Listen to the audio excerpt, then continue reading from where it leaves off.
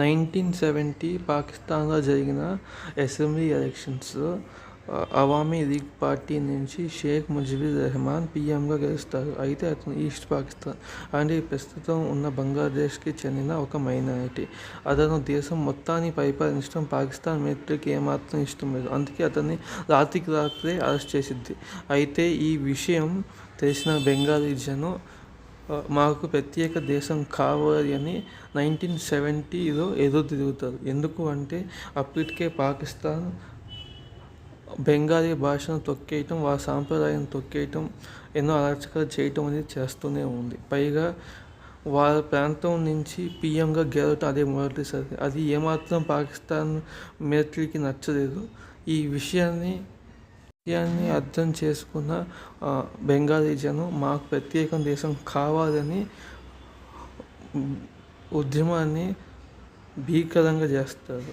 ఈ ఉద్యమాన్ని ఎలాగైనా ఈస్ట్ పాకిస్తాన్లో ఆపాలని పాకిస్తాన్ మిలిటరీ 1971 మార్చ్ 25న ఆపరేషన్ సర్చ్ రైట్ అని స్టార్ట్ చేసి జనాన్ని బీభత్సంగా కొట్టి చంపేసిద్ది. అఫీషియల్గా అయితే 3 లక్షల జనం చనిపోయారని రిపోర్ట్ వచ్చింది. కానీ వాస్తవానికి అంతకంటే కూడా ఎక్కువగా జనం చనిపోయారు. అలాగే ఎంతోమంది బెంగాలీ అమ్మాయిలను పాకిస్తాన్ మిలిటరీ బలవంతంగా ఎత్తుకెళ్ళి వారిని ఎంతోమంది దారుణంగా రేప్ చేసింది. ఈ పాకిస్తాన్ మిలిటరీ చేసే అరాచకాన్ని ఈస్ట్ పాకిస్తాన్ జనం తట్టుకోలేక ఇండియాకి వరుసగా వచ్చేస్తారు. కనీసం 10 మిలియన్ కంటే ఎక్కువగానే ఆ సమయంలో ఈస్ట్ పాకిస్తాన్ నుంచి ఇండియాకి వరుసగా వస్తారు. రోజు రోజుకి ఆ వరుసగా వచ్చే జనాన్ని తట్టుకోలేక భారతదేశంలో ఇటు ఇబ్బంది పడుతూ ఉండిద్ది. అయితే అప్పటికి భారతదేశానికి పీఎంగా ఉన్న ఇందిరాగాంధీ ఈ విషయాన్ని తన విదేశీ పర్యటనలో ఎన్నో దేశాలకు చెప్తూనే ఉండిద్ది. కానీ ఏ ఒక్కరు కూడా ఈ విషయాన్ని ఏమాత్రం పట్టించుకోరు.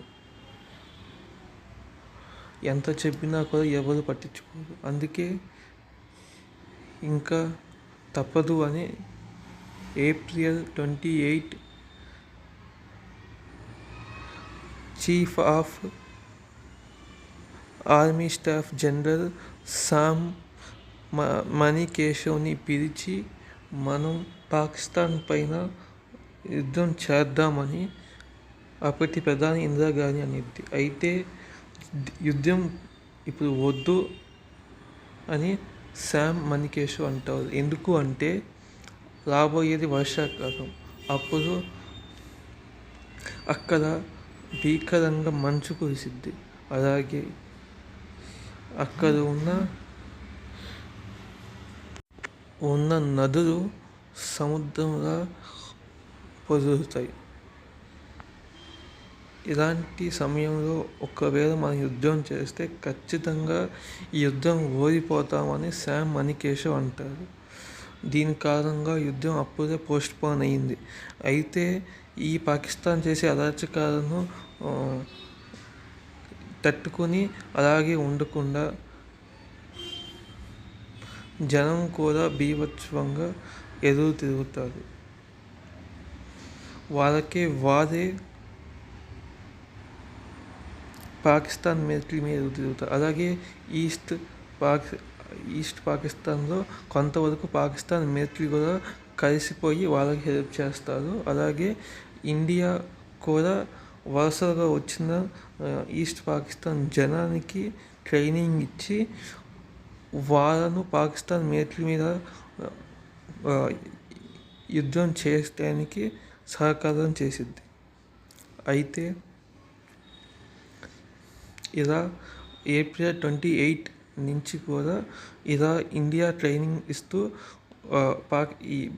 ఈస్ట్ పాకిస్తాన్కి చెందిన బెంగాలీ జనానికి సహాయంగా ఉంటూనే ఉండిద్ది. అయితే ఇది ఎలాగైనా అణగతొక్కాలని పాకిస్తాన్ ప్రయత్నిస్తూనే ఉండిద్ది. కానీ ఈస్ట్ పాకిస్తాన్కి చెందిన బెంగాలీ జనం చాలా భీకరంగా పాకిస్తాన్తో యుద్ధం చేస్తూనే ఉంటారు. ఈ యుద్ధంలో ఒక రకంగా చెప్పాలి అంటే బెంగాలీ జనం పాకిస్తాన్ మిలిటరీకి చుక్కలు చూపించారు. కానీ ఈ యుద్ధం ఇక్కడితో అయిపోదు. ఇది ఇలాగే కొనసాగుతూ ఉండగా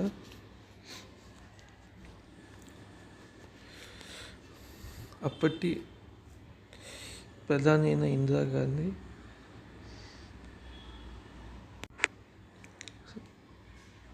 సోవియట్ యూనియన్ అంటే ఇవి ప్రస్తుతం ఉన్న రష్యాతో ఇండో సోవియట్ ఒప్పందం చేసుకుంటుంది. ఎందుకు అంటే ముందు జాగ్రత్తగా ఎప్పుడైనా సరే పాకిస్తాన్తో యుద్ధం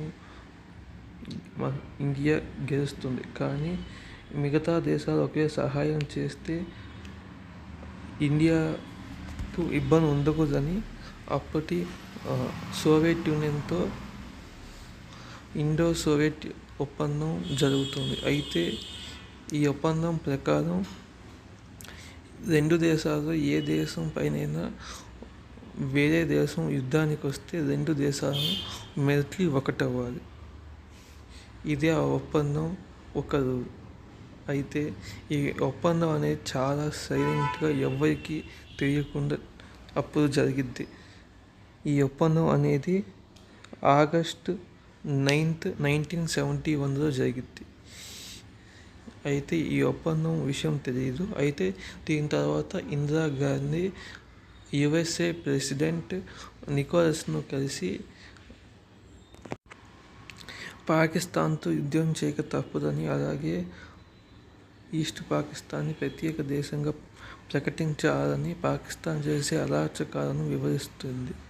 అయితే ఇందిరాగాంధీ అప్పుడు యుఎస్ఏ ప్రెసిడెంట్ నికోలస్ను కలిసి ఇవన్నీ చెప్తూ ఏదో ఒకటి చేసి త్వరగా యాక్షన్ తీసుకోవాలని చెప్తుంది. అయితే ఏవి నికోలస్ పట్టించుకోరు, విన్నట్టుగా ఉంటారు. కానీ తర్వాత 3 ఇండియా నార్త్ సైడ్ ఆగ్రా ఇంకా మిగతా 11 నగరాల పైన పాకిస్తాన్ ఎయిర్ క్రాఫ్ట్స్తో ఇండియా పైన దాడులు చేసింది. ఈ దాడి 4th అఫీషియల్గా యుద్ధం ప్రకటించి పాకిస్తాన్తో భీకరంగా యుద్ధం చేసింది. అయితే ఈ యుద్ధంలో పాకిస్తాన్ మేము గెలుస్తామని ఎంతో ధీమాతో వచ్చినప్పటికీ కూడా ఇండియా మిలిటరీతో యుద్ధం చేయక చేతులు ఎత్తేస్తారు. అయితే ఇలా ఇండియా పాకిస్తాన్కి యుద్ధం జరుగుతూ ఉండగా December 10 ఇండియన్ మిలిటరీ నికోలస్ తన పిఏతో అయిన మాటలు అన్నీ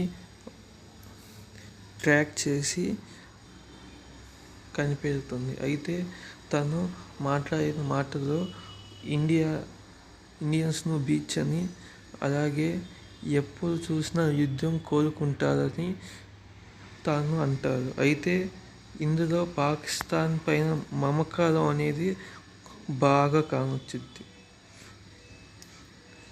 December 10న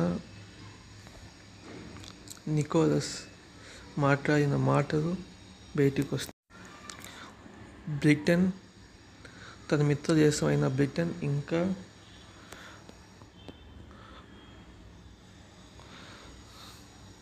France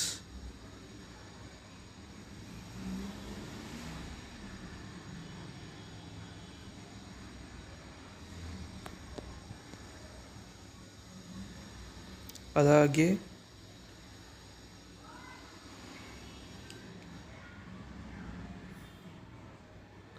Saudi,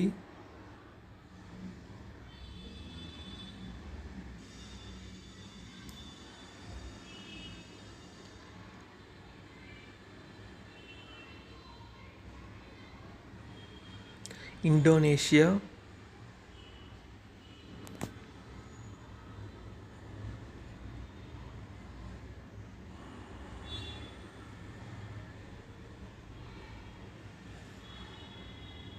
Turkey,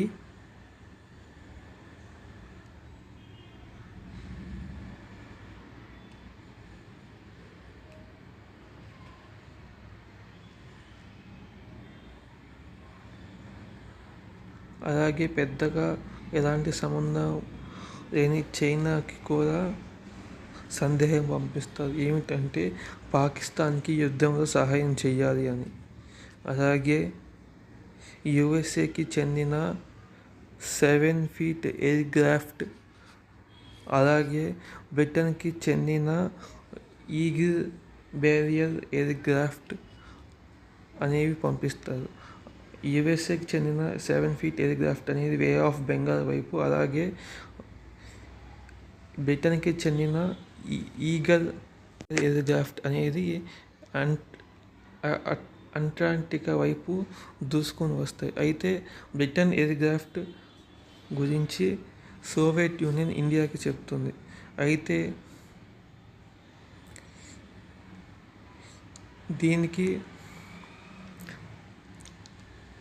Indira Gandhi అప్పుడు August 9th Indo Soviet treaty ప్రకారం సోవియట్ యూనియన్ని హెల్ప్ చేయమని అడిగింది. అయితే అప్పటి సోవియట్ యూనియన్ ఇండియాకు అవిధ భయంకరమైన ఫ్లోటిలా, అలాగే న్యూక్లియర్ సబ్మరీన్, ఫ్లోటిలాలో missiles, nuclear bombs, anti atomic ships ఇలా ఎన్నో ఉన్నాయి. కానీ దాని కెపాసిటీ కేవలం 300 kilometers మాత్రమే. దీనికి కారణంగా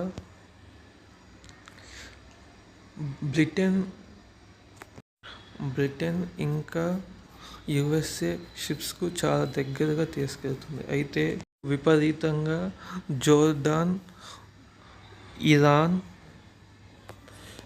అలాగే టర్కీ, ఇండోనేషియా, సౌదీ ఈ అన్ని దేశాలు కూడా పాకిస్తాన్కి విపరీతంగా ఎయిర్ క్రాఫ్ట్స్, యుద్ధ ఆయుధాలు అన్నీ కూడా సప్లై చేస్తూనే ఉంటుంది. అలాగే ఫ్రాన్స్ కూడా. దేశాలు ఒకటి పాకిస్తాన్కు ఎయిర్ క్రాఫ్ట్స్, అలాగే యుద్ధ ఆయుధాలు సప్లై చేస్తున్నప్పటికీ కూడా ఇండియాకి ఇది పెద్ద కష్టమైన విషయం కాదు. పాకిస్తాన్ని చిత్తుగా ఓడిస్తుంది. అయితే యుఎస్ఏ 7 feet ఎయిర్ క్రాఫ్ట్, అలాగే బ్రిటన్కి చెందిన ఈగల్ బ్యారియర్ ఎయిర్ క్రాఫ్ట్ అనేవి యుద్ధంలో దిగితే అప్పుడు ఇండియాకి గెలవటం కష్టమవుతుంది. అయితే అప్పుడు సోవియట్ యూనియన్ చేసిన హెల్ప్ వల్ల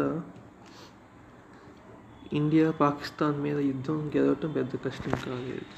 అయితే ఈ యుద్ధం ఇలా సాగుతూ ఉండగా మనకి December 13 సోవియట్ యూనియన్ పంపిస్తుంది. అయితే ఈ యుద్ధంలో ఇండియా పైచేయి సాధించి December 16న పాకిస్తాన్ నుంచి వేరయ్యి బంగ్లాదేశ్ అనే దేశం ఏర్పడుతుంది. ఈ యుద్ధంలో ఇండియా అన్ని వైపుల నుంచి చుట్టుముడుతుంది. అయితే పాకిస్తాన్కి సబ్మరీన్స్, ఎయిర్ క్రాఫ్ట్స్ అనేవి రిఫ్యూజ్ చేసుకోవటానికి శ్రీలంక కూడా హెల్ప్ చేసింది అప్పుడు. ఎందుకు అంటే ఒకవేళ తర్వాత ఇండియా శ్రీలంకలో తమిళియన్స్ని తక్కువగా చూస్తున్నందుకు ఇండియా వాళ్ళపైన యుద్ధం చేసి ఇంకో దేశం తెప్పిస్తుందేమో అని భయపడి పాకిస్తాన్కి హెల్ప్ చేసింది రిఫ్యూజ్ చేసుకోవటానికి. అయినప్పటికీ కూడా ఎన్ని దేశాలు ఒకటైనప్పటికీ కూడా ఇండియా యుద్ధం అనేది గెలిచింది. December 16న పాకిస్తాన్ 92,000 మిలిటరీని బెంగాలీ జనం సహాయంతో, అలాగే ఇండియా మిలిటరీ ఇద్దరు కలిసి బంధిస్తారు. ఒకవేళ పాకిస్తాన్ కనుక బంగ్లాదేశ్ అనే దేశాన్ని ప్రకటించకపోతే ఆ 92,000 పాకిస్తాన్ మిలిటరీని చంపేస్తామని అప్పటికే బెదిరించారు. అయితే తప్పని పరిస్థితిలో పాకిస్తాన్ చచ్చినట్టుగా బంగ్లాదేశ్ అనే దేశాన్ని ఇయ్యాల్సి వచ్చింది. ఇచ్చినాక షేక్ ముజిబుర్ రెహమాన్ బంగ్లాదేశ్కి పిఎంగా ఎన్నికయ్యారు.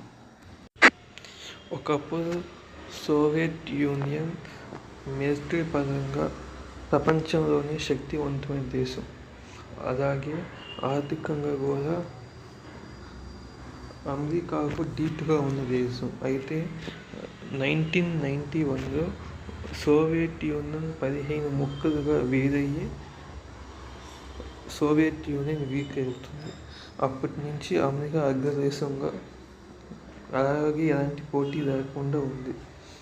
అయితే ఇండియా అప్పుడు అంత శక్తివంతంగా లేనప్పటికీ ఇప్పటికీ ఇండియా న్యూక్లియర్ పవర్ దేశంగా అయ్యింది. అలాగే ఇండియా మిలిటరీ కూడా ఎంతో బలోపేతమైంది. ఒకప్పుడు మనతో యుద్ధం చేద్దాం అనుకున్న యుఎస్ఏ ఈరోజు మన దేశం సక్సెస్ అవుతుందని మన దేశంతో చేతులు కలిపి మన దేశంతో ఫ్రెండ్లీ కంట్రీగా ఉంటుంది. అయినప్పటికీ మన నిజమైన మిత్ర దేశం రష్యాని, సోవియట్ యూనియన్ని, అమెరికా కాదు. వీరు ఎంతప్పటికీ ఇప్పుడు కూడా ఇండియాతో చేతులు కలిగినప్పటికీ చేసేవన్నీ చేస్తూనే ఉంటారు.